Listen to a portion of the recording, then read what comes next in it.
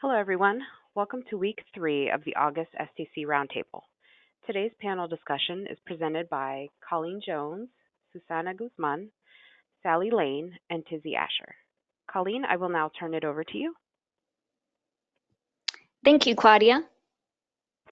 Content is critical to business today, and content intelligence can be a competitive advantage. That sounds great, but how does that actually work? Today, we're going to explore that question with our distinguished panelists. But first, I'll very quickly introduce myself.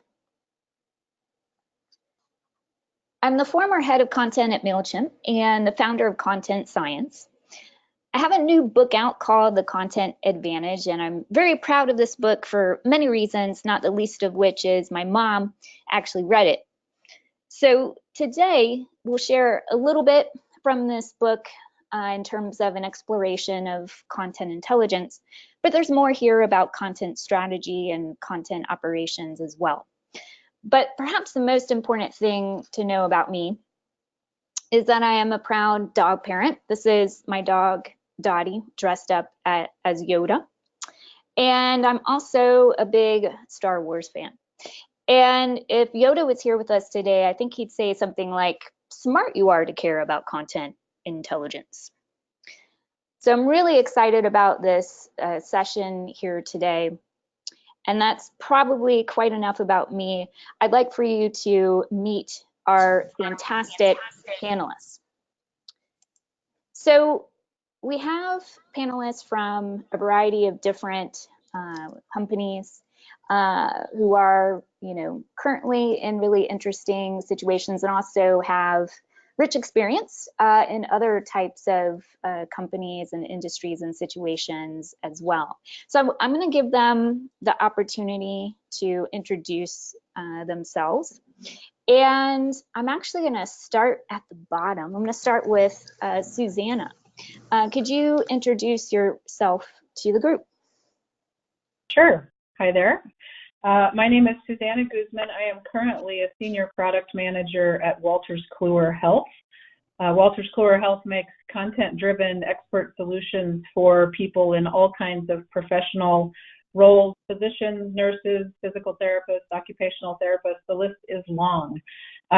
My previous experience, which is significant, is about 20 years in membership associations where the product instead is really relationship instead of content. Thank you, Colleen. Thanks, Susanna. And why don't we move on up the list? Tizzy, if you could introduce yourself.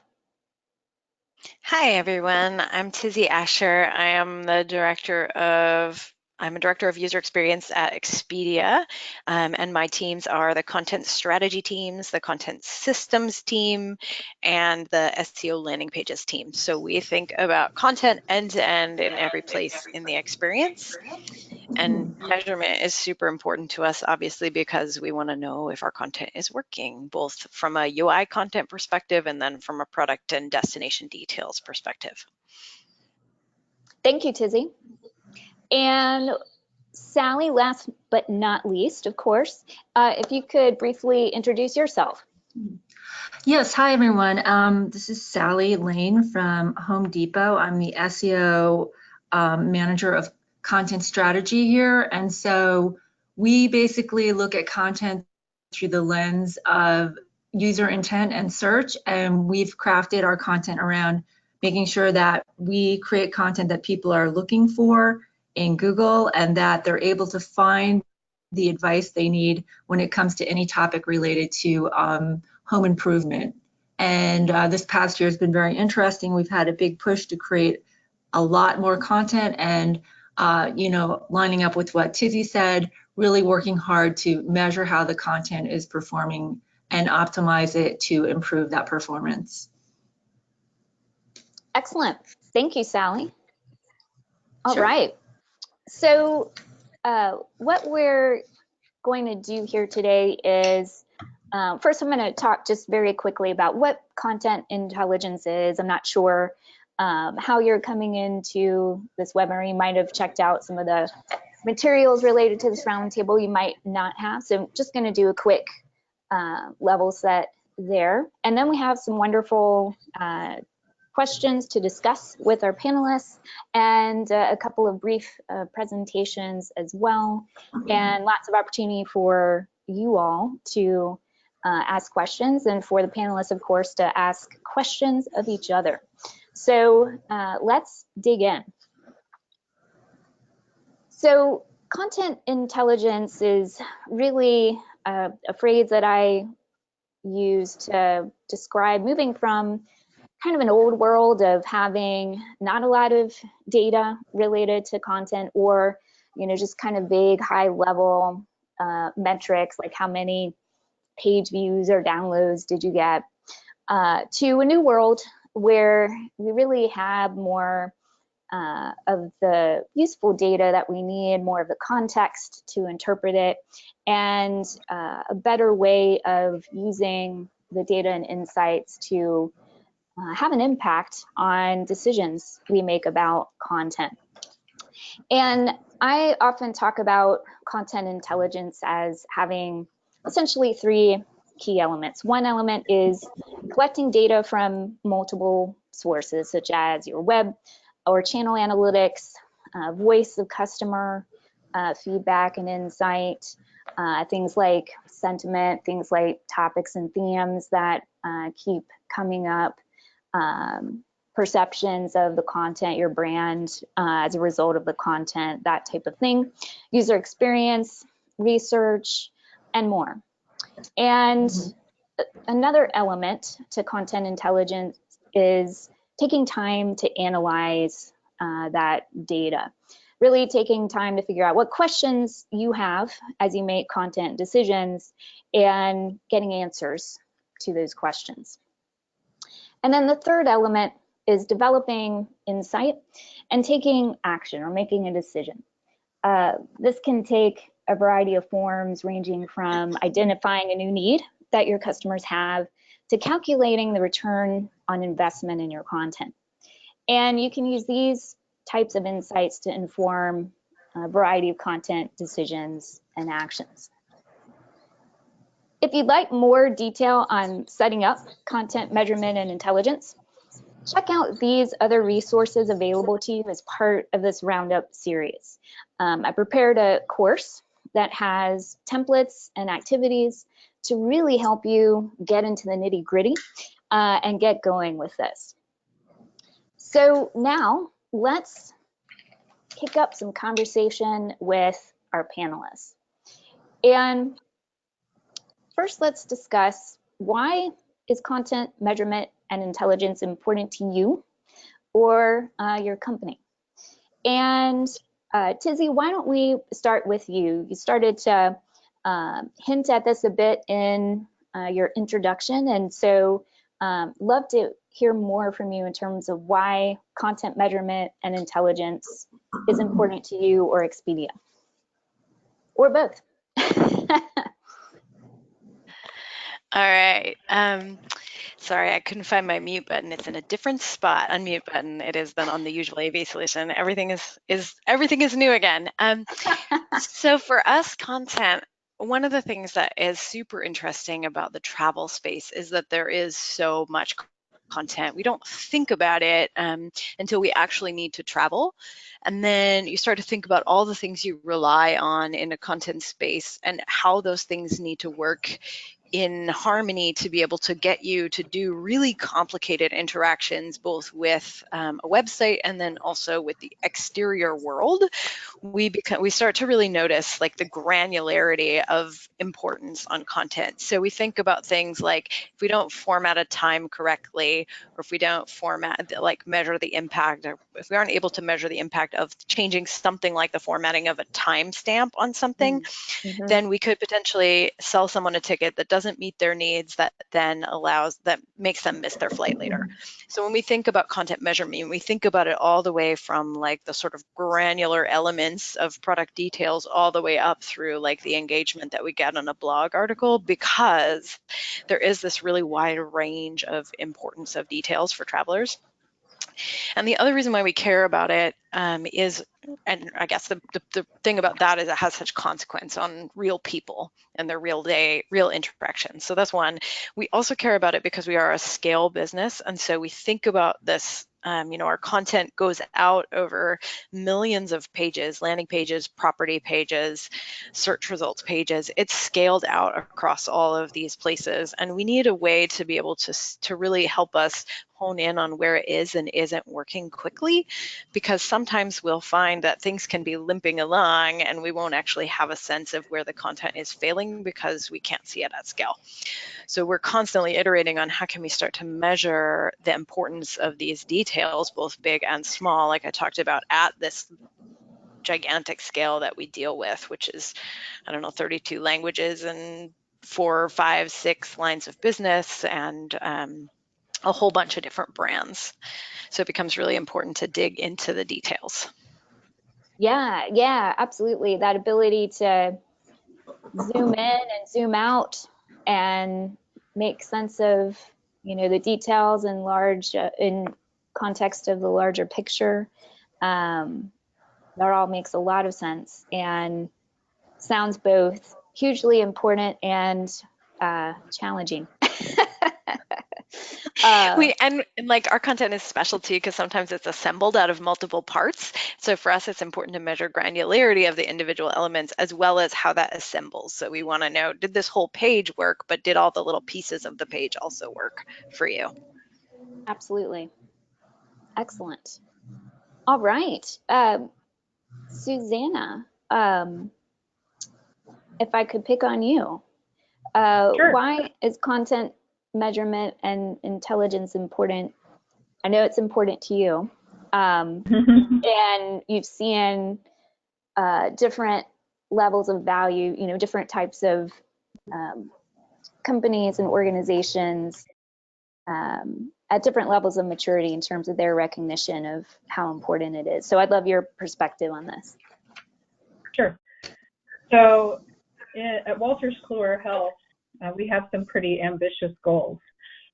So we want to improve the consistency of the care that's provided across any setting, because in addition to being unfair, if you will, variation in care it drives a lot of expense, it drives a lot of patient anxiety, it drives a lot of inefficiency, and just it makes healthcare and the delivery of it be more difficult.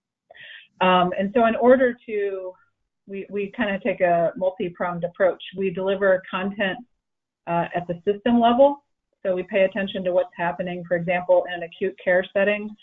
And so that's information or content about the patient. And then we have information or content about whatever intervention, whatever test, whatever treatment, et cetera. Another place where we deliver content, of course, which is what most people are familiar with, is getting medical students and nursing students to the point of being practitioners, and then supporting them in their ongoing need to recertify. So we all want to visit a well-trained professional, and we want to visit someone who is keeping, quote, up to date, which is one of our most popular products. It is entirely content.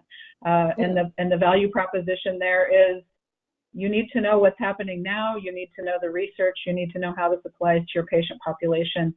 And then, of course, we want, just at scale, we want to make health a more accessible quality of life.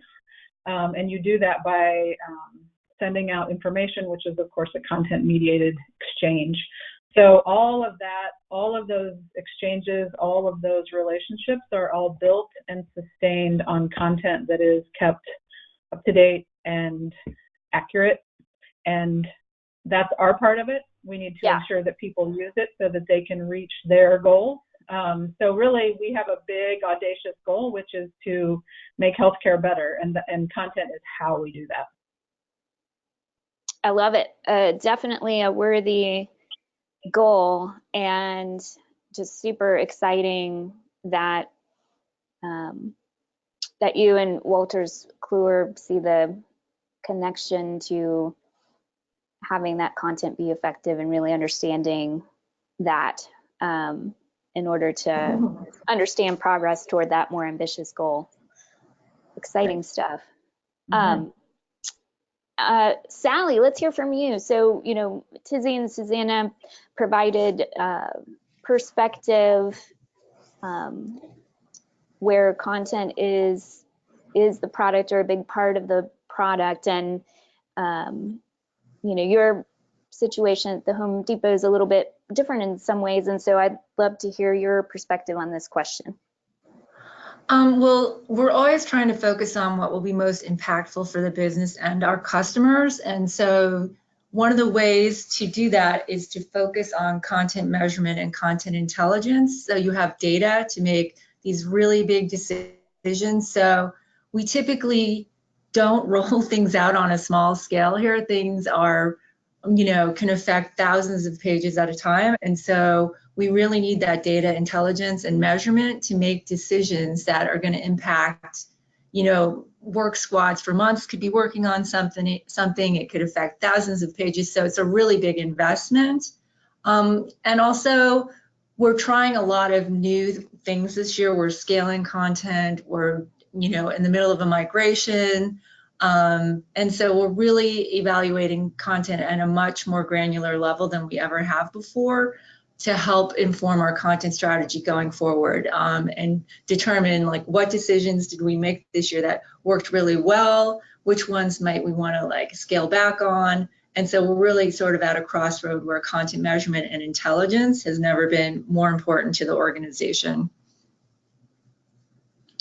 Fantastic, excellent. And I wanted to share just a couple of insights from some research I've done around this question, and I think you'll find it useful as additional context here as we move through our discussion here today. So if you think about it, we're living in a very different era of business, and business depends on long-term relationships that are usually digital, at least a big part of them are, and oftentimes based on subscriptions or the idea of having, repeat business, high level of loyalty and engagement. And this evolution is causing increasingly disruptive change to business. And that change really makes content critical. And really, all of the answers that we just heard, I think, are additional examples of this. Content is critical not only to getting customers, such as marketing and sales, but also to keeping customers.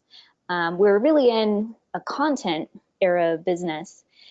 And I find that as a lot of companies start to realize this, it's tempting to think, gosh, we really need to create lots and lots of content. How are we going to create lots and lots of content? And that is a challenge, but I have found that companies can address that challenge pretty well. And we're really seeing an exponential increase in data and content on the web alone, for example. Where it gets really, really tricky is making content effective. And the challenge is oftentimes not just creating enough content, but also offering that content in the right way. So here are a few different facts and perspectives on this. McKinsey notes how content needs to be increasingly sophisticated and interactive and feed a very high level of demand. Forrester has observed all kinds of challenges, such as for B2B marketers, they're really struggling with whether their content is compelling enough. Gartner has recognized, to Tizzy's point earlier, the diversity of content that really needs to be delivered at different levels of granularity. Marshaling all of that in an effective way is pretty challenging. And then words of wisdom from content science. Yeah, we've seen all of these kinds of challenges and struggles. And if this is a challenge for you, you're certainly not alone.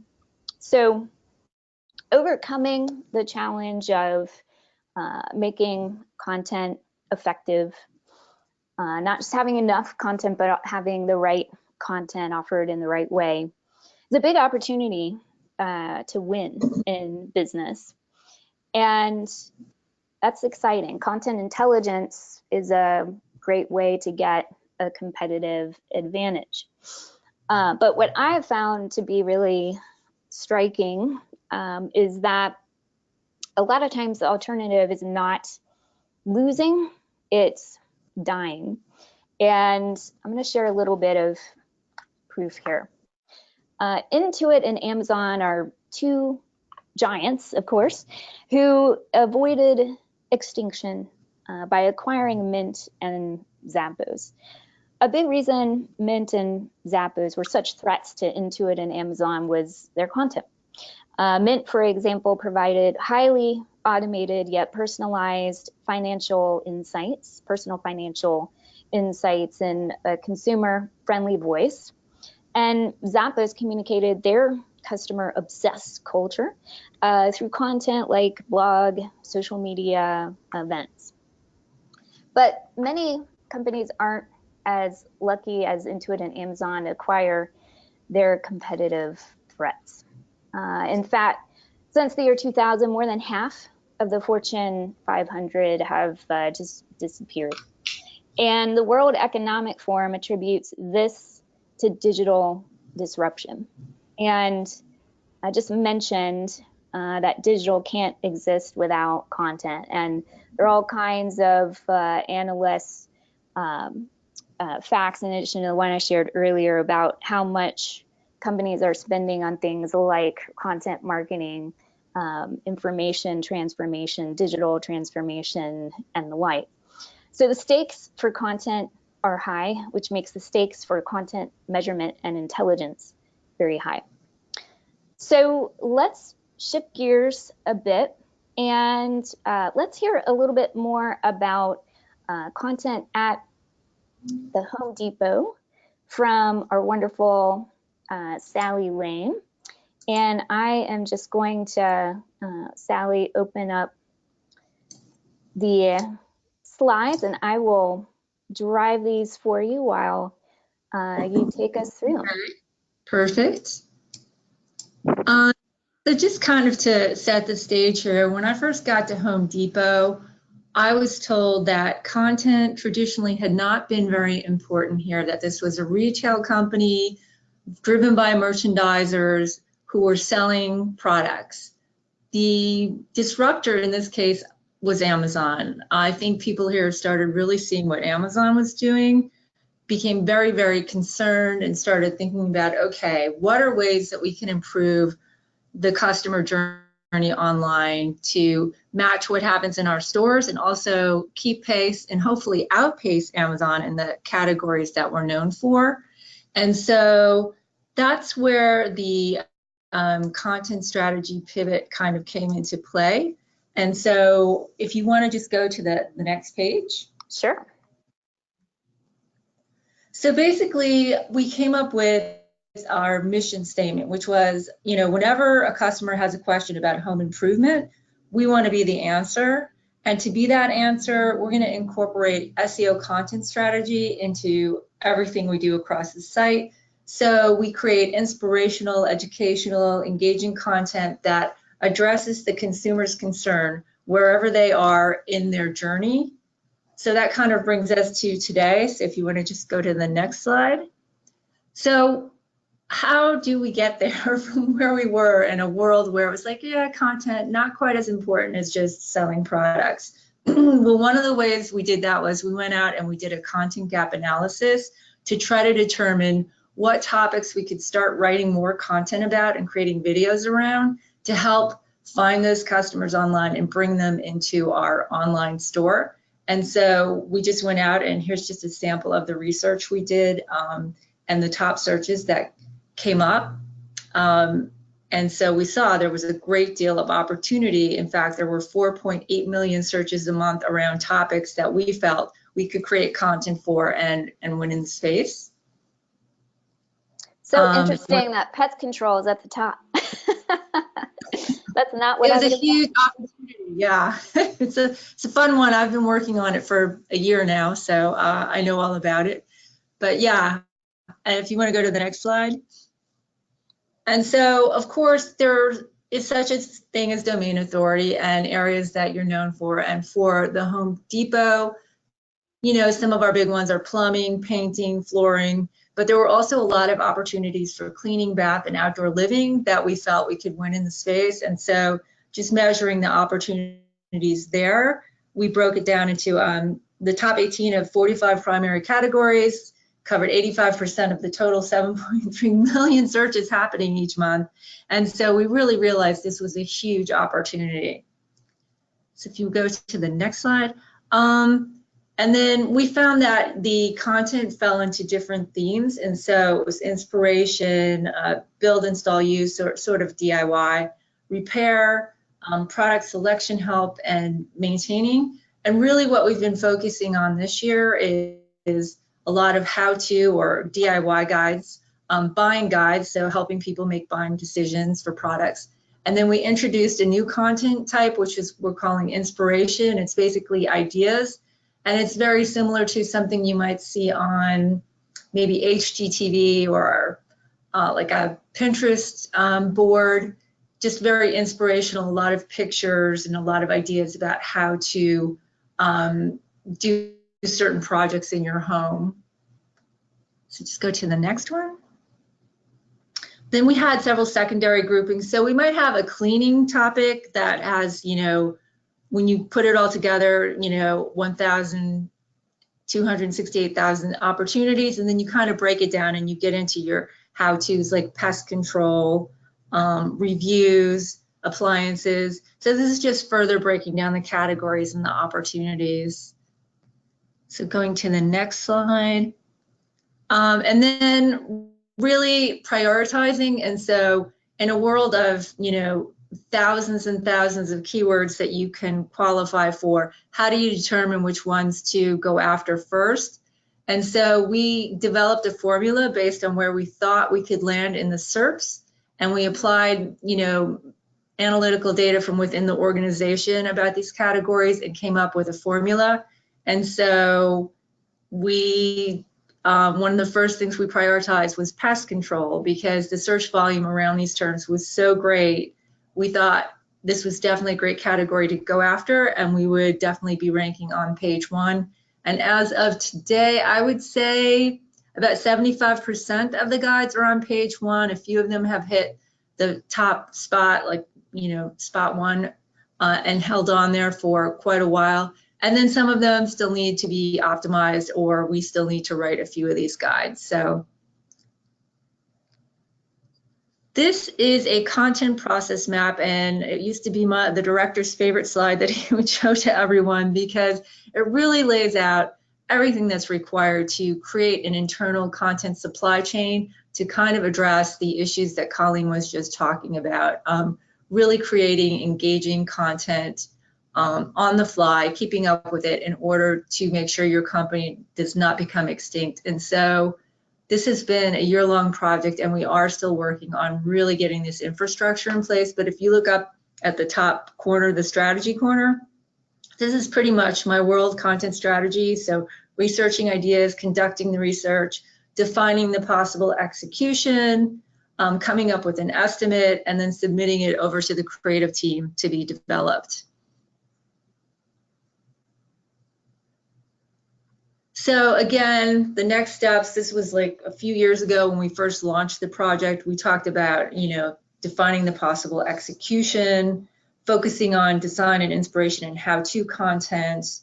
We talked about forecasting, you know, what the benefit would be from creating all this content. And, you know, we saw that it was somewhere upward millions of dollars. We're still measuring it now and comparing our projections against the actuals. This also involved migrating content to a new content system, creating new formats. So we don't really have the data yet, and probably won't for another, let's say, 6 to 8 months. And then we talked about working on increasing the visibility of the content and prioritizing the production of it. And so again, we're still working on this process. And this year, we've really increased production and probably putting about 1,000 pieces of content into the pipeline this year, which is 3 times as much as last year. So the next one. So this just is to give you an idea. It's a very small sample of just an ideas guide. It's one of the more popular ones, and it launched not too long ago, and we're already number 6 in the SERPs. You can kind of see a snapshot of what the search volume is around this topic. And if you really wanted to, you could go through and click and look at it and just see all the images and the content there. But this is one of the new guide types that we introduced. We also introduced a new template for the video. You'd have to go to the link to play it. Previously, we just had one style of video for all of our buying guide templates, and it didn't really lend itself to the inspiration space, so we've created a new template to take care of that. And then is there another slide? Nope. Okay, so that is the end. So that has pretty much been what I've been working on for the past 1.5 years since I got here. I've been here about 2 years now. And it's really been an interesting journey to put all these steps in place and build the infrastructure. But again, it's a huge organization and it's a huge undertaking. And we are still in the midst of creating an internal content supply chain where we can really turn out continuously optimized content that meets our customer needs. Exciting. Yeah. Thank you so much, Sally. Really appreciate you walking us through the situation at the Home Depot, and kudos to you and the many teams involved in making so much progress on a large scale so quickly. That's really exciting to see. Good inspiration. Thank you. And, I wanted to take a moment for those of you attending or any of our panelists as well, to give you the opportunity to ask any questions that you might have of Sally and the approach that she just walked us through. We'll probably have some time for questions at the end too, but while this is fresh, wanted to give you the opportunity. If you do have a question as an attendee, there is in the webinar panel a place where you can ask a question. Just type it in there and we'll see it and address it. And any questions from any of our panelists, Tizzy or Susanna? This is Susanna. I'll just make an observation, not so much a question, but you showed a slide about customer relationships have evolved to a relational construct. What Home Depot is doing here in ranking the top searches, really, they're saying basically, I care about what you care about. And I'm paying attention to what you care about, which is, of course, the fundamental to a relationship. So I think in some ways, when I've had conversations with content teams or people outside of content teams more commonly, what does it mean to be in relationship? What does it mean to pay attention to your content and measure it? It can sound very technical and very difficult, but what's really happening here is Home Depot has said, I'm listening. And that's kind of what we all want out of the beginning of a relationship. So I just wanted to make that observation that it is actually stunningly simple to pay attention and establish a feedback loop. Not easy to execute and carry out. And obviously 1,000 pieces of content in 1 year is crazy productivity, but I'm just saying the initial decision is to pay attention. And you're obviously doing that really well. Yeah, thanks. That is a great way of looking at it. I tend to look at it as like voting, like the people have voted that how to install a bathroom vanity is the most important topic. But yeah, it's also caring what people are looking for, and yeah, it could be considered building a relationship. So Yep, that's cool. Excellent. Can I ask a really Oh yeah, go for it. Yeah. I have a really super geeky question about your process map, and I was curious because sure. I can see why this is a favorite slide. I'm curious, one, what process you went through to create this map, and how important you felt having this all mapped out was to your content measurement success. Well, I have to give credit where credit is due. So this was created by my director, Ben Quigley, who's moved on to another role. It was super important, and we would joke around like, do you have like a tattoo of this thing? Because he loved it so much. Everywhere we went, he showed it to everyone. But this was super important to figure this out. And when I got here, there was nothing in place. I mean, nothing. I wasn't here. My team wasn't here. There was no migration team. There was no MarTech team. And so him creating this map was the first step in getting funding to bring all those people on board and make the content supply chain happen. And so. Yay, Ben. Yeah, very important. Yeah, I love it too. Great way of taking a lot of different steps, consolidating them in a really clear visual. We have a couple of questions from our attendees. Lori has asked, Sally, did you increase your workforce to handle this new endeavor?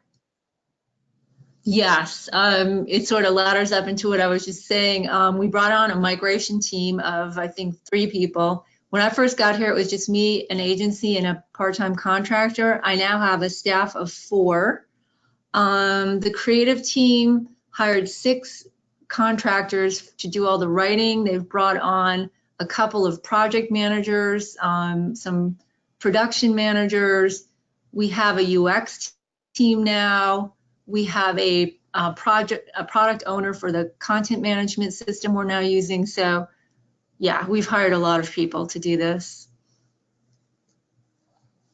Excellent. So that kind of analysis and strategy work that you did up front really helped convince that the payoff would be worth it. And it's really exciting to see that level of investment. All right, one other question. Can you tie new content to an increase in customer purchasing? Other than click rank, how do you assess content success?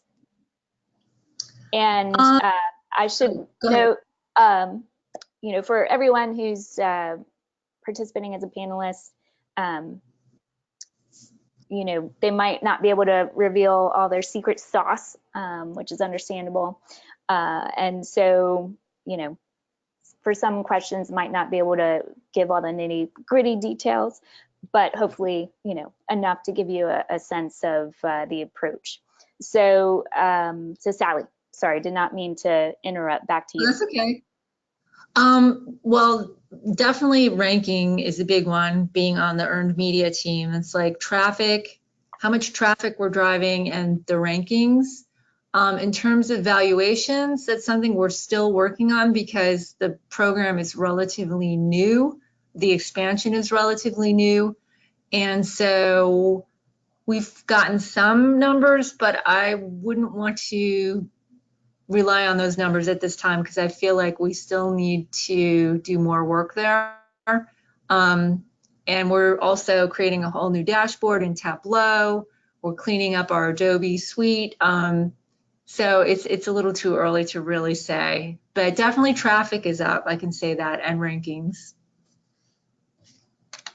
Excellent. Thank you, Sally. All right. So let's shift gears a little bit and let's have a little discussion with our panelists again.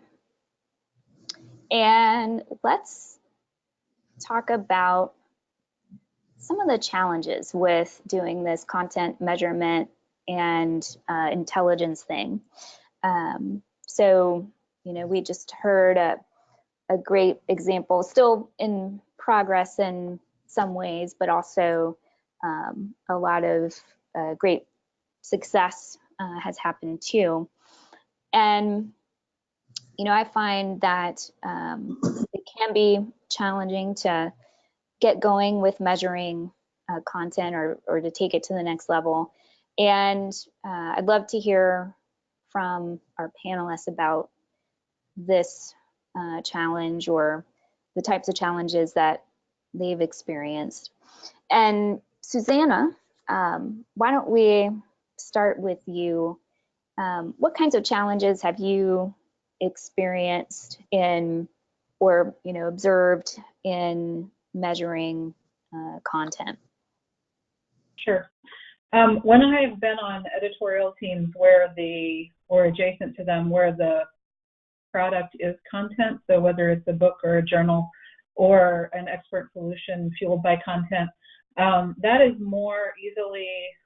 it's just more part of the DNA, I think, because editorial and publishers have always been used to fielding surveys and they understand that the content is the thing.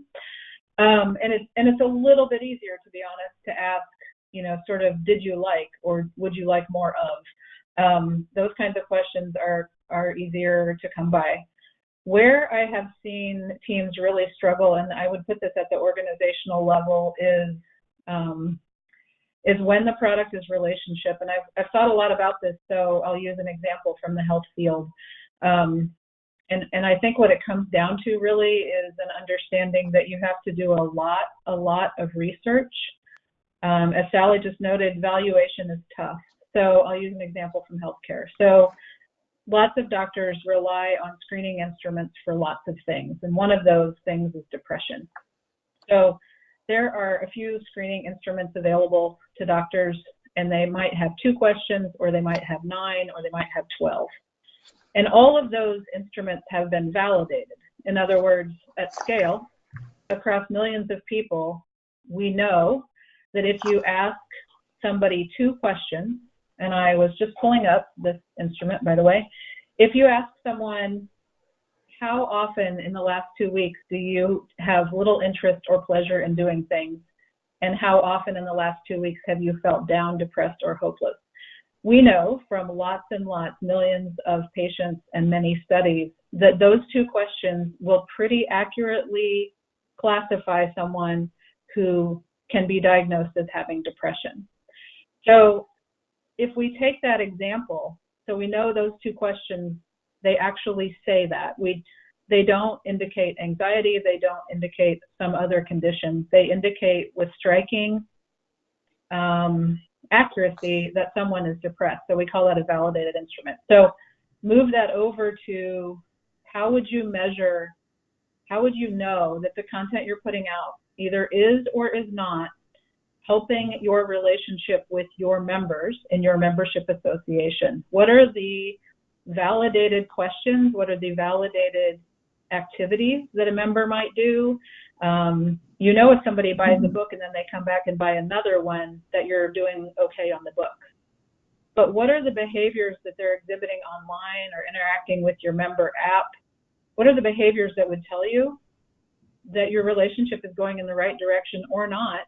And then step 2, of course, is if it's not going in the right direction, which direction does it need to go in next?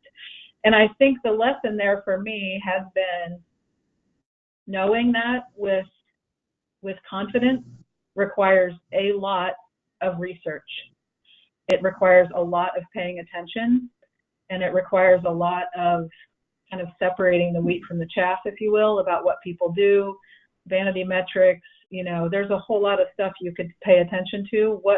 What actually indicates to you that your content is working or isn't? And that conversation can occupy an organization for 10 years, in my experience. And so, I mean, really, like, And digital has made it easier in a way to get so much more granular. I'll give an example of where I think someone has done this really well. I was having dinner with a friend over the weekend, and they work for a national banking company. And she's a brand director, and she said, you know, we've been testing our emails, and we one of the subject lines we discovered was creating anxiety among customers, and we changed it because that's actually that's not brand compliant. That is not our brand, that we make people feel anxious. So however they did that, whatever their test was that demonstrated that, they repeated it many times, and they became confident in drawing that conclusion. So that, you know, and that organization, again, you asked about resourcing, that organization commits huge resources to content generation, but also content evaluation. So I think knowing takes a lot of resources and a lot of energy, and you have to commit to that investment. Yeah, it's a bit of a catch-22 when you're in that situation where that kind of commitment hasn't been made yet, but yet people are asking, so is this content effective? Prove it to me. And getting over that hump, getting out of that situation can be really, really challenging. Absolutely. Those are fantastic examples. Thanks, Susanna. And Tizzy, would love to hear from you on this question. The statement about it can take an organization 10 years to solve this problem really resonates for me, because I think it is a problem that we've been discussing for the whole time I've been at Expedia, as we think about what part all these different types of content interact with, play in the traveler journey of someone planning, booking, executing on, and then dreaming and following up on having a trip. It's also a really interesting space in which one of the things we've struggled with is how to think about that relationship building in an industry or in a field where people come and visit once or twice a year to make a big expensive purchase. It's a high stakes purchase and a lot is riding on it, but it's not something that average folks in most markets do that frequently. So there's a really specific types of brand loyalty in the space. So how we've had to think about relationship building has had to and think about the types of content that people access or use over the experience has really, and the ways that we put that content together to assemble what people need for a trip has made us have to lean on multiple metrics, and then we have to put those metrics together to really understand the total impact of the journey. So that's been a challenge, trying to just kind of orchestrate that to get that life cycle view of a person traveling with us over time, and also to make sure that it's still having an impact to the business and not being so slow that we don't see any return on it. And then I think the second challenge we've had is really around this mentioned before, the idea of building feedback loops to help us understand what was missing and what we could have done better for people as they've traveled with us. You know, we've sort of tried to, we've struggled in some ways as where to deliver the results of those feedback loops, like who in the organization or who in the business needs those feedback loops. And this may be why I was curious about the process map, right? Because I think sometimes in a big giant organization with multiple types of content, it can be really hard. It has been hard for us sometimes to figure out who the right people are to help improve the content once you've measured it and gotten results from it. Great points. Absolutely. Sally, is there anything that you would add? I would say they've covered off nicely on the challenges of just getting the measurements, and I would just add to that the communication around the measurements. So if you are lucky enough to finally get your measurements after consulting 5 different systems and cross-referencing and putting together your spreadsheet and your PowerPoint, then you have to go out and communicate those to other people who may not have the same, skill set. They might be content people or, CRM or whoever. So I think communication is also a challenge when it comes to measuring the content and then sharing those measurements with other people. Yeah, absolutely. Because if you can't share it and have people, act on it, might as well not have it at all. Yeah, exactly. Yeah, excellent. So I just wanted to share a couple of insights from some studies I've done on content leadership and operations that shed some light here on these challenges. And basically, if you're experiencing challenges, you're definitely not alone. And then we're going to turn it over to Tizzy to hear about some exciting work that she has been leading and her teams have been heavily involved in at Expedia. So just some quick context here. So I've done 2 different studies that include a total of 200 content professionals about essentially succeeding at content. Covered a lot around content leadership and content operations. And this is a list of top challenges reported. And you can see many of them affect the ability to make quality content decisions efficiently. If you don't have a clear strategy or goal, for example, it's hard to make other content decisions. It's kind of a trickle effect there. And 2 of the top 8 have to do with content evaluation, measurement, or intelligence.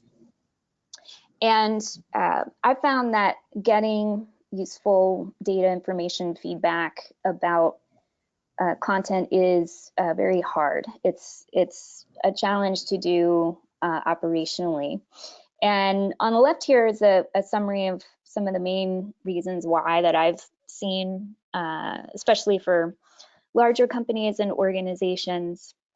And not measuring content systematically, not having some approach to content intelligence brings a lot of risks and costs that you can see on the right here. And some of these might resonate with you more than others. A lot of times I hear that all of these are really a factor. And what I found is that content teams who overcome these kinds of challenges report more success. And this is just a little bit of proof. We did some analysis to determine whether content measurement, evaluation, intelligence is in fact a success factor for content teams. And we found that the answer is a pretty resounding yes. So teams that evaluate content in some way reported much less bureaucracy and much more support. So there's definitely some proof that if you want to succeed, if you want to thrive, really fight for getting that content evaluation, measurement, or intelligence in place. So let's turn it over to Tizzy, and I'm going to bring up a presentation that she kindly put together and learn about some of the great work happening at Expedia.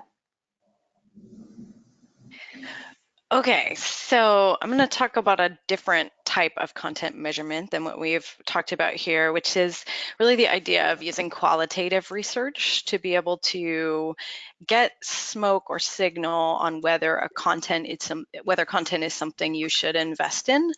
And I'll talk a little bit about why we use this method as we go through this presentation. But I think we can go on to the first slide. So I think I've touched on this a couple times. I'll touch on it one more time because I can never say it enough. Travelers rely on destination content at every stage of travel. They rely on it to help decide on destinations. They rely on it to plan activities, to choose where to stay, and to get around during a trip. And they even actually, I don't have it on here, but they rely on it after the trip to go back and sort of think about places they've been. And that is everything from things to do, it's photos of destinations, it's reviews of other destinations, what other people think about destinations. There's a whole gamut of types of things that encompass what we mean when we say destination content. And a couple years ago, we started to make a big investment in bringing more systematic destination content into our experiences. And what I mean by systematic is to be able to display it across hundreds of thousands of destinations at once, not at once, but at this massive scale. So you can go to the next slide. As a part of that, we did a lot of competitive audits to understand what competitors were actually investing in destination content. There was a lot of sort of modularity around the destination content space. It's not just like a bunch of blog articles. It is actually like people, especially scale businesses, use this kind of modular approach.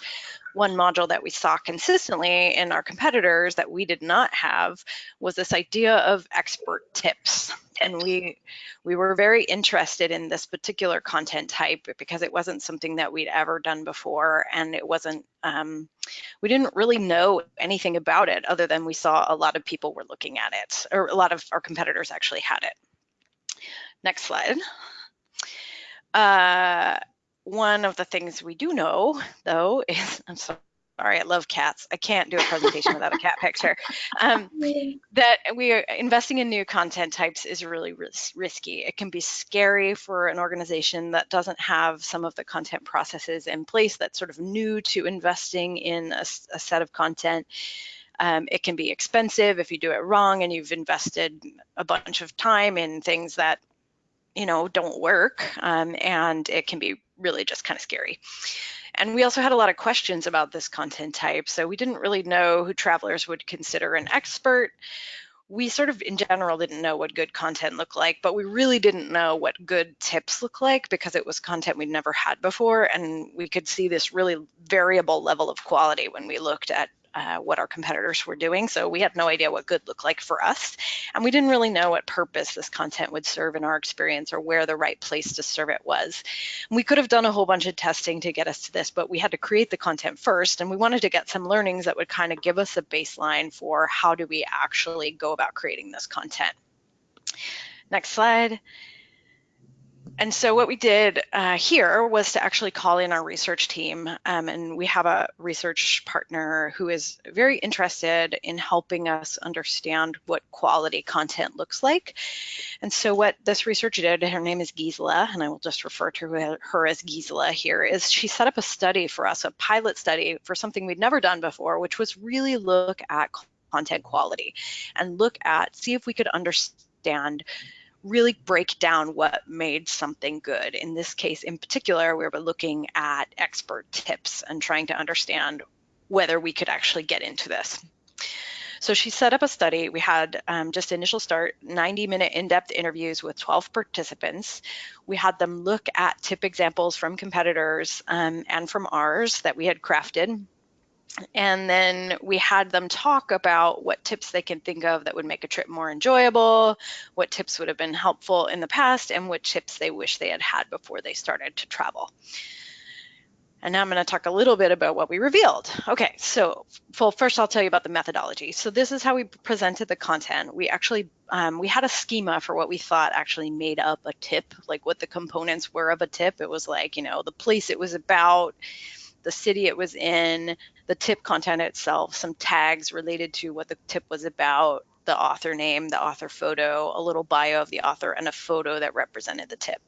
So this isn't, but we wanted to make sure that we didn't have UI actually impacting how people thought about it. We really just wanted to get a read on the content. So we pulled all the content out of UI, or pulled all the content out of any presentation and put it into a format like this, where it was really like abstracted. This is just an example, yep. And so here then we had Gisela, in addition to her interviews, was able to go through and talk to people about what worked and what didn't about these particular tips. So for each piece, she had sort of the traveler view of, was it informative, was it relevant? I love nothing to do here besides eat burritos, which to me is super relevant, but for this particular user and what she saw across the experience, it wasn't. So it kind of gave us that sort of median view of what was good and bad about these tips. And you can see the comments on this, like, you know, this looks like a nightmare. Is he trying to put us off? He's funny, but, and what's funny is that this particular tip author thought this tip was great, but it actually was revealed in the research that it had some challenges. Next slide. So what we were able to pull out of this actually was a definition in general of what a tip is. So it's a piece of information that helps you by telling you about things to do and see, where to go, where not to go, what to try, what to look out for, what not to miss. It's a mini guide or travel handbook offering something extra and unique that suits the type of holiday you are on, which offers something for everyone on the holiday and helps you have the experiences you are looking for. It's kind of a long-winded explanation, but it really gets at some of the nuance of why people were looking for this content. And then we were able to add from those interviews the layer of what is an expert tip. So it's from a local or person who is well-traveled and travels to a place often. They know the place very well, its ins and outs, and can tell you what to be aware of, and they offer great advice and exclusive knowledge of a place. And what was interesting about this for us is that we learned that the experts didn't necessarily need to be locals. They just needed to be people who knew a place really well, which was sort of an important distinction for us as we were thinking about how we were going to go about a sourcing strategy for this content if we decided to invest in it. So next thing we learned is we learned what types of tips people found. What was the word that travelers use here? I want to make sure I use their word. These are the words that people would have found delightful during their trip. So things like the weather changes rapidly, so knowing it made sure if we were going to be out all day, I brought another layer. There was a guy who got a local guide. It changed our whole trip. We got a real insider view. Knowing to cover up in certain places, respect the culture, great places for cheap shopping. My friend told me to wear comfy shoes, don't wear heels, you're going to be walking a lot. It was great, we could do a lot more.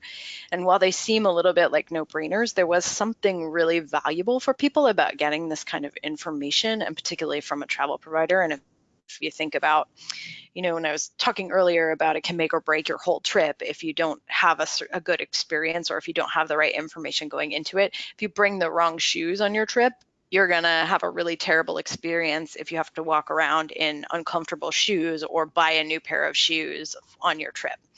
So people found this really delightful. These are the kinds of tips they got from friends and from other people who knew a destination really well.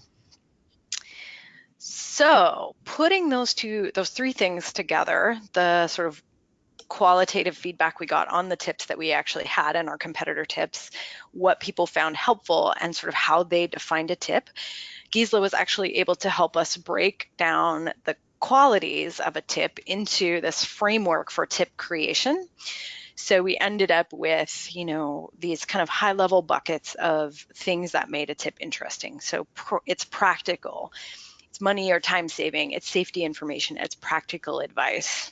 It's informative, and it lets people know what to expect and they shouldn't miss out on. Like, this FOMO is a really big deal in travel, and we see a lot of like anxiety before people travel, obviously, and I'm sure you all have experienced this, or maybe on the second to the last day of your actual trip, making sure that you've seen all the cool things that you can in a destination. So tips are really valuable for that. Oops, sorry, can you go back one? Oh, yeah, absolutely. And they're honest. People want to know like it is, right? If there's something they need to know that's negative, they want that from a tip, and they want that from experts in particular. They love the idea of insidery content, right? You won't read about it anywhere else. Only locals know it, only experts know it, the inside scoop. It's relevant to my interests. This is a big deal. Like, I go back to that burrito example. For me, a tip about where to find all the burritos is super awesome, but for someone who's not a foodie or not food motivated, not that awesome. And then inspiring, helping people understand why they should go somewhere and giving them a sense of being there. So with this framework and everything else we learned, we were able to pull together, sorry, next slide, this Yay. list of like what we needed from a tip, right? It's practical, informative, honest, insidery, relevant, inspiring, specific, and memorable. And this became the foundation for a creative brief and for sort of, okay, do we actually think this has a place in our path? And what we realized is we actually didn't have any content like this. And so there was a real opportunity to start to go out and source content like this, or have an initial test set of this content to be able to validate whether it was working or not. And if you go to the next slide, it's not a content strategy presentation without a spreadsheet, which I feel like, it has to. So I threw this in here, one, just to be funny, but also two, to show you that, we took this guidance and now we were able to scale this into tip creation. So you can see this is our mechanism for being able to create tips across many destinations and have the elements all broken out so people could pull them together. Next page. And I'm not able to reveal a bunch of the results on this, but what I can show you is I'd love to be able to say that we took that content that we had created and put it back in the lab to see if it did a better job at being good.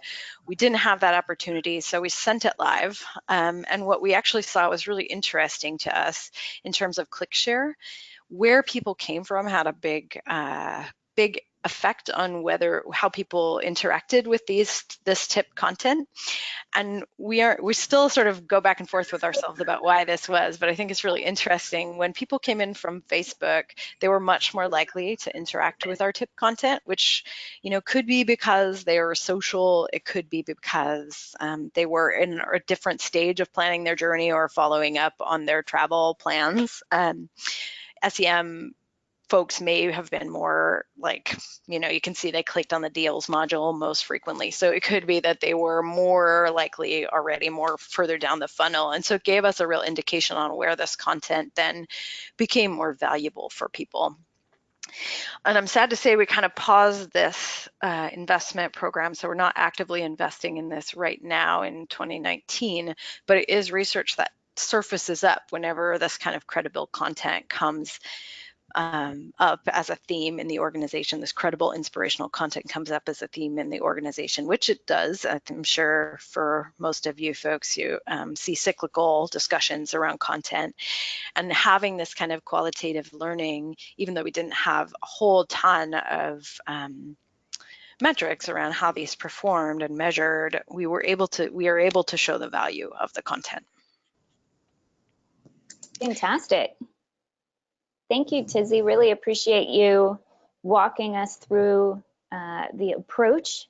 And this is just an excellent example of how that qualitative research and feedback can really assist with exploring new opportunities and, turning them into more specific ideas and plans. So this is really, really helpful. I wanted to open it up again to questions from our attendees here today. If you have a question for Tizzy and what she just walked us through at Expedia or related question, please type it in the panel. We will definitely see it and address your question. And Tizzy, I have a quick question about this. About how many tips did you create, after doing the research and, deciding on the approach, just to give us a rough sense of scale, about how many tips were created? Yeah, we created, I think, 5 to 10 tips across 5,000 destinations to really get a sense of scale. Yeah, and that was a small investment for us from a content perspective. Excellent. So a lot in that initial small, but still a lot of specific tips in that initial investment. There were a lot of tips. Yes, it was a big spreadsheet. That's great. And when you say that that the investment isn't continuing right now, does that mean new ones aren't being created currently? It's more continuing to see how the ones that were created, what kind of impact they have? Yeah, we ended up pausing them and deprecating them for a little bit, just because we sort of wanted to revisit some of the strategies around inspirational content in 2019. So they're not live on the site right now, I think, but and that was a sort of conscious decision on the destination content strategy teams as we revisioned what our UGC strategy might look like. And we're still actively in that process. But yeah, so it was kind of a bummer to see them pause, but we are hoping that we can, and we are continuing to use. And part of the reason why they paused also is the challenges I mentioned earlier about life cycle and how we measure things over time, right? It's really hard to get a read on things over time and over the entire journey. But we're hoping this research will continue to be we know it will continue to be valuable across new content types, or if we reinvest in this tips project. Yeah, I think that's a great point, that this is certainly about tips, but it's also about that larger opportunity with, inspiration and guidance and, providing expertise, and that could take a lot of different forms. And this research is very pertinent to that.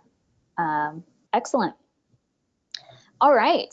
So I don't see any additional questions, so we will. I have some questions. Oh yeah, go Sally. I'm sorry, I did not mean to take your opportunity to ask questions away. Please go ahead.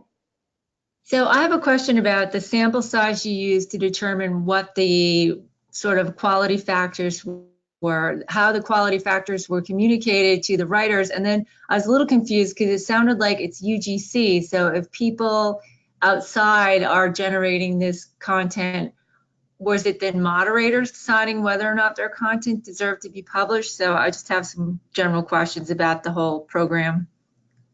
Yeah, apologies if I wasn't clear on that. These initial investment in these were sourced tips from writers. They were not UGC. Got it. I mentioned we use UGC thinking about the future moving forward. So we've paused this program as we revisit thinking about UGC in general and what the role of user-generated content is in this. But the initial investment here was all editorial. Got it. Okay. Content. And remind me, what was your second question? I'm sorry. So once you decided that these were the factors that these tips should cover, how did you communicate that to editors in a way that actually happened? Because I find it can be very challenging here, like what I think is a good piece of content. It can be difficult to translate to people. So just curious about that. It's interesting. We had a brief and we gave them this list of what this was about. And then we determined kind of what the segmentation tagging should be for folks. What we were hoping is to be able to get really granular with the measurement on this. Obviously, that's kind of the point of this panel, is that content measurement is sometimes tricky and challenging, and there's lots of nuance to it. We didn't get that granularity to really help editors understand if their take on these principles was actually what they thought it was. I will say I did a lot of writing of tips for this project just for scrappiness, and I actually found it pretty easy to work through this plus the brief that we had to be able to develop content that seemed to meet these needs. The things about highlighting uniqueness and being really specific were super valuable. Okay. And then how many were there altogether? I just had trouble doing the math. Oh gosh, you're going to ask me to do math. There were, I think I said so 5,000. Five across 5,000, so 25,000? 5,000 destinations with 5 tips a piece, yes. 5 tips each, okay. Okay, so that's a lot of content. That's some scale. Okay, thank you. Yeah, and I hope I'm remembering that number right. I can go back and verify, and if people want to find me on LinkedIn and yell at me if I was wrong, then please feel free to do so. We will not yell at you. Thank you so much, Lizzie, and thank you, Sally, for the great questions. Sure. So we're in kind of the closing bit of time for our session here today, and I wanted to cover one more question here for discussion. We've been talking about how important content measurement and intelligence are. We've talked about some of the challenges. So let's talk about some of the ways to make the case for getting started with content measurement and intelligence, or adding a piece, or doing more, taking it to the next level. And very curious about both what works as well as what hasn't worked. And Sally, why don't we start with you on this? You've seen a lot of success. You've also seen challenges, and based on that, in terms of making the case, convincing others to support having more content measurement and intelligence, what have you seen work or not work? Oh, wow, that's a hard question. I've been thinking that. Tizzy, does anything come to your mind? I need a moment to think about this. Eesh.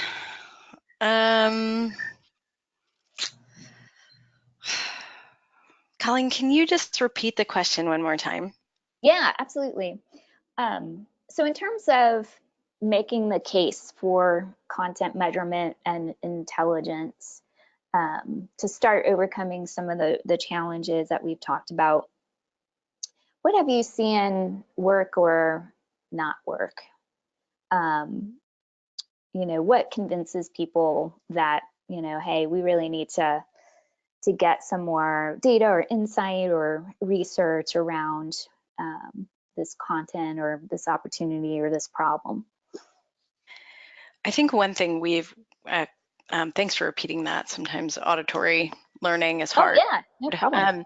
I think one thing we've been able to do is really target some really small specific wins, and then talk about what would the magnitude of that be if we were able to do it at scale. And then see, if we can take those then to our leaders and sort of make the case for what the larger investment would look like. We've had a small win. Now, what does it look like if we scale it a quarter of the way? What does it look like if we scale it halfway? What does it look like if we scale it to everything we do? Which I know seems like a pretty simple thing to say, but I think sometimes we go all in on things. When I think about this TIPS project, that's what we were trying to do, is to start pretty small. And by the way, it was 500 destinations. I had to reconfirm with my product manager. So I missed a zero, and I'm terrible at math, and I apologize for that. Still a lot of content, but not quite as much as I thought originally. And it was a year ago, so I apologize. Okay. But ultimately, even that is still a pretty small investment in terms of content. So being able to say, okay, let's start here. Did we win with this? Yes, we did. Okay, what happens if we expand it to the next ring of scale? Helps us be able to phase in things. Excellent.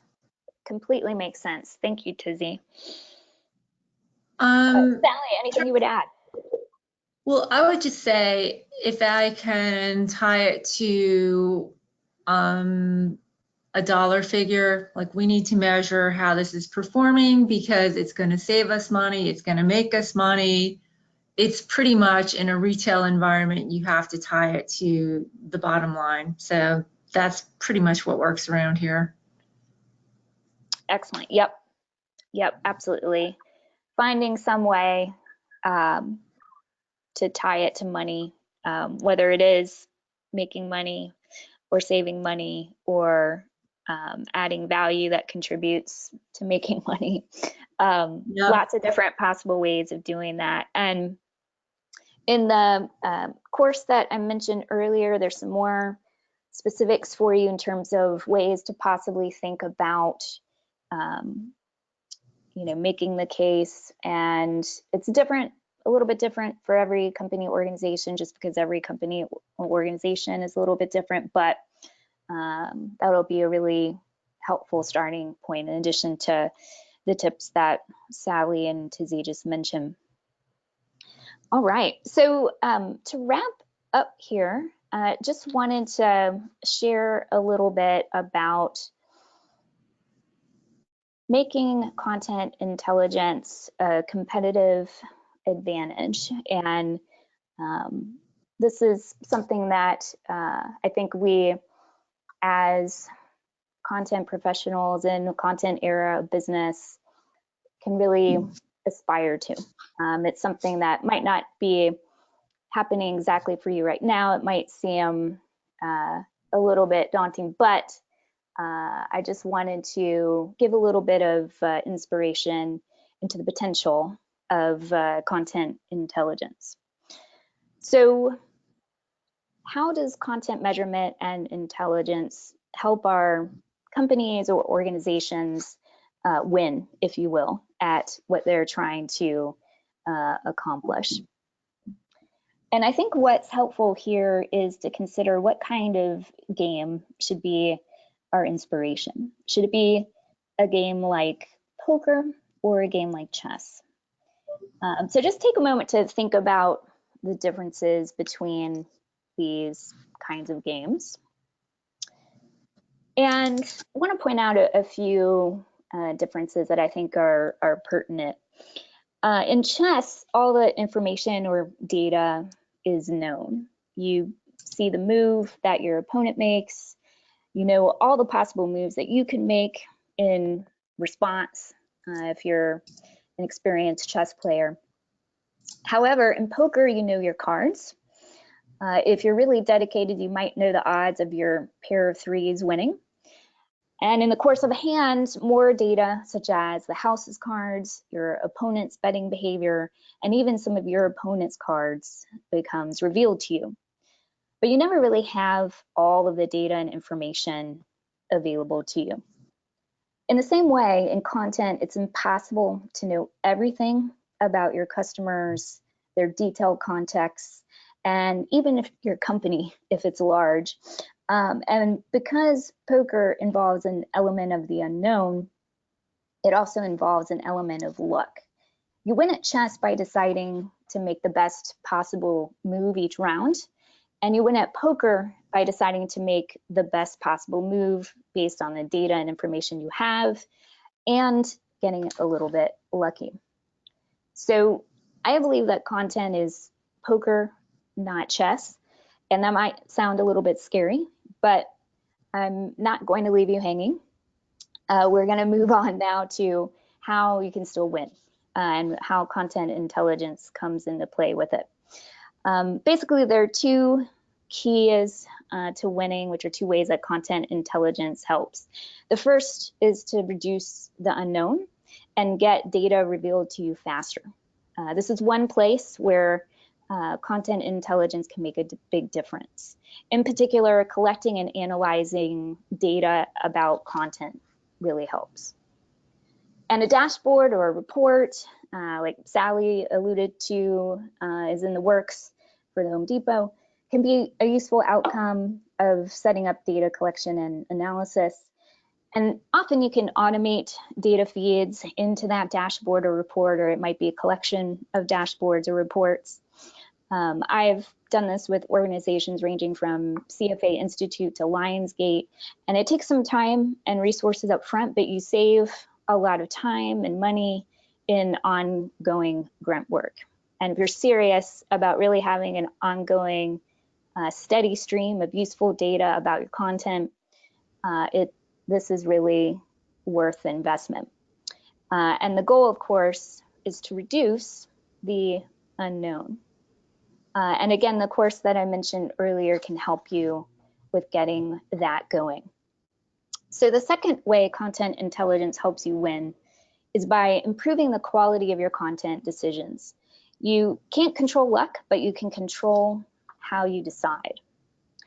And my mom once said that life comes down to decisions. The poker great, Annie Duke, said life is poker, not chess. And the longer I live, the more I realize they're both right, not only about life, but also about content. So let's look back at that third element of content intelligence. This is developing insight and taking action. And you use these insights to inform content decisions. And if you think about it, in poker, there aren't that many critical decisions. The critical decisions are whether to bet, and if so, how much. And I find in content, there aren't that many critical decisions. There are lots of, detailed decisions in creating different types of content assets, that's for sure. But there aren't that many critical decisions. I find they really come down to 3. And just gonna walk through them super quickly along with a couple of examples. The first is to confirm your content is on the right track and optimize it. For instance, the Netflix original, The Short Game, was an effective content offering. No problem with the short game in Netflix's view. But Netflix saw opportunity to get more people to try it. So they developed 3 different versions of the content art. After a short time period, they could see which art performed best and use that moving forward. And this optimization is key to Netflix getting the most value possible out of their original offerings. And of course, their original offerings are really key to growing loyal subscribers. And SAP is using machine learning to optimize their content. Jung So describes what that is like. We're constantly creating and refining our content with the right tools and processes. This is more exciting than daunting. So a second decision, critical decision in content, is to fix a problem that content intelligence reveals to you. For example, I once did an extensive analysis for a company in the credit monitoring space. And in looking at it from kind of an expert view and checking out the quality, we noticed that links to a free annual credit report were hidden in favor of links to and content about buying stuff. And we thought, that might be a problem. People might notice that. And in assessing the effectiveness of the content with consumers, we confirmed, oh yeah, they noticed that. They were not happy about it.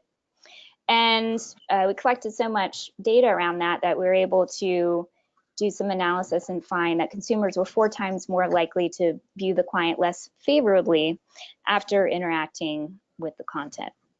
And telling this story with the support of data as well as the expert perspective really compelled the company to decide on a different direction for their content. So for you, the types of problems you find might be different, but content intelligence can help reveal what those problems are, how severe they are, and what you might need to do to fix them.